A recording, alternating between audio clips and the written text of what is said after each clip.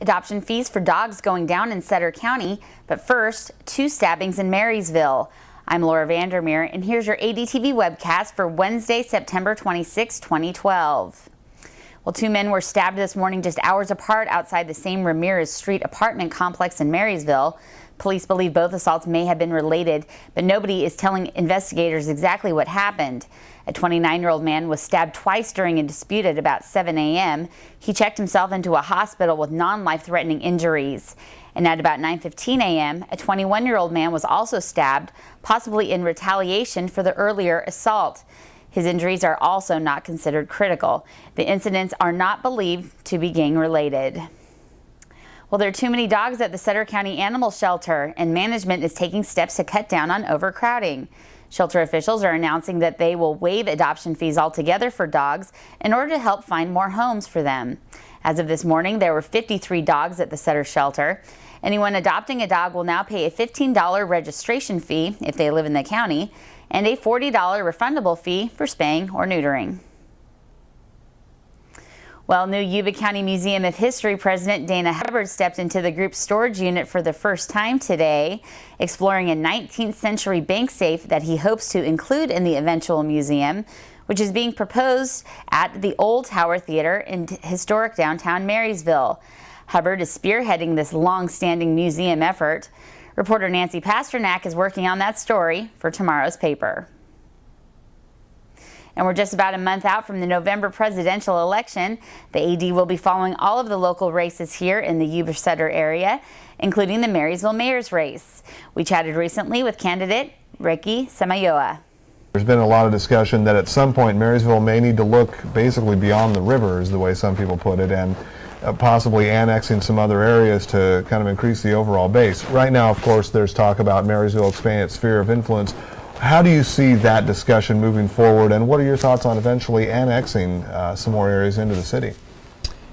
You know, I think that's important. I think that's important for any county, any urban area. I think if we can somehow bring together resources together, I think it's important. It starts making things a little bit more cost effective. Bringing fire departments together, or bringing police departments together, bringing administrative functions together. Right now, the county does a lot of administrative functions that the city should be doing, and so there might be some redundancy there. And I think that's important for us to kind of figure out a way that we can all work together, because at the end of the day, we want folks to be able to have a safe place, have strong public safety, have strong public works, have roadways and walkways and bikeways that people can use and be interconnected, and they don't feel like you have to go to 3 different agencies to get an answer for who cuts the tree, or how do I get my cat down. Mm-hmm. That Q&A with Ricky is posted to our website, along with the video interview we conducted with the incumbent Mayor Bill Harris. We'll have his segment in tomorrow's ADTV. And we've been introducing you to artists from the Yuba-Sutter area who will have their work included in the 2012 KVIE art auction that's starting Friday. Today we're checking out the works by Live Oak sculptor Tamara Spoto. My husband throws on the potter's wheel, and he does a reduction fire, and I paint some designs or motifs on my pieces. I also sculpt. I like to make feel-good pieces and things that make people smile. This is the fun piece I've created. Actually, my sister always tells me it needs to be functional, so it can also be a planter. Anyway, I love texture, and I love it when the clay talks to me.